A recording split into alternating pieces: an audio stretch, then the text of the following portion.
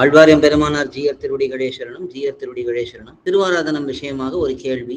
காலையிலே திருவாராதனம் பண்ணி முடித்துவிட்டு பரியங்காசனம், அதாவது பெருமாளுக்கு சயனம் பண்ணி சன்னதியை சாத்தி விட்டோம் என்றால், திருக்காப்பு சேர்த்து விட்டோம் என்றால், அதற்கு பிறகு நாம் தலிகை பண்ணி அதை எப்படி பெருமாளுக்கு கண்ட்ரோல் பண்ணுவது?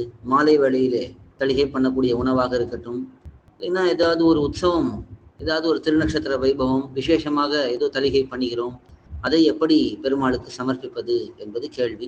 ரெண்டு விதமாக பண்ணலாம்.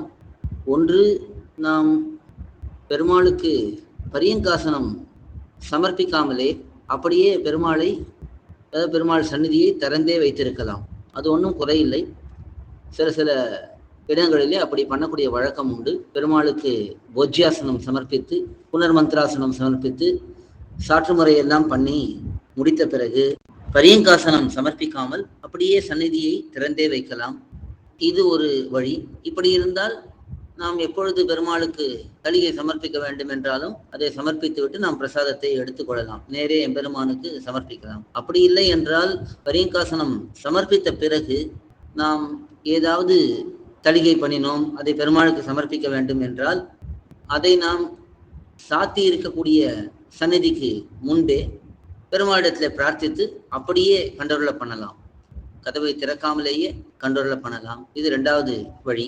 இதுக்கு மேலே மூன்றாவதாக ஒரு வழி பார்க்க வேண்டும் என்றால், நாம் காலையிலே பரியங்காசனம் வரை சமர்ப்பித்து விட்டு திரும்பவும் மாலையிலே நம்முடைய சந்நிதியை திறந்து, அதாவது திருக்காப்பு நீக்கி பெருமாளுக்கு அர்க்கியம் பாத்தியம் ஆச்சமணியம் எல்லாம் சமர்ப்பித்து மீண்டும் தலிகை கண்டருள பண்ணி அதற்கு பிறகு பெருமாளுக்கு பரியங்காசனம் சமர்ப்பித்து பெருமாளை சயனம் பண்ணலாம். அப்படி 2-3 வகைகள் இருக்கின்றன.